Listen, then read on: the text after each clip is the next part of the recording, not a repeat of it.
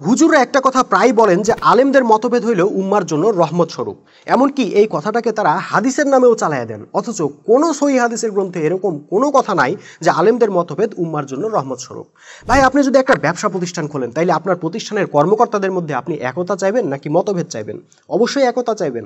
আপনি কি কখনো এই কথা বলবেন যে আমার কর্মকর্তাদের মধ্যে মতভেদ রহমত স্বরূপ? অবশ্যই বলবেন না, কারণ সবাই বোঝে মতভেদ থেকেই তৈরি হয় অনৈক্য সংঘাত, আর অনৈক্য সংঘাত বয়ে আনে ধ্বংস। তাইলে আল্লাহ রাসূল কিভাবে তার নিজের তৈরি উম্মার ব্যাপারে এমন কথা বলতে পারেন?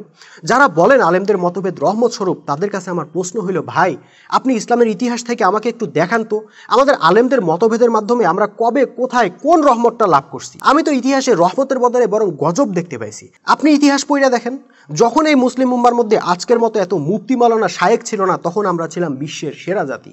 আর যখনই উম্মার মধ্যে আলেম সম্প্রদায় নামের ভিন্ন আরেকটা সম্প্রদায়ের আবির্ভাব ঘটলো এবং মুফাসসিররা কোরআনের আয়াতের অর্থ নিয়ে মতভেদ করা শুরু করলো, মুহাদ্দিসরা হাদিস নিয়ে মতভেদ করা শুরু করলো, ফকিরা শরিয়ার আইন নিয়ে মতভেদ করা শুরু করলো, তখন থেকেই আমাদের উপর একটার পর একটা গজব আসা শুরু হলো, যার ফলে এখন আমরা পৃথিবীর সেরা জাতির বদলে গোলাম জাতি।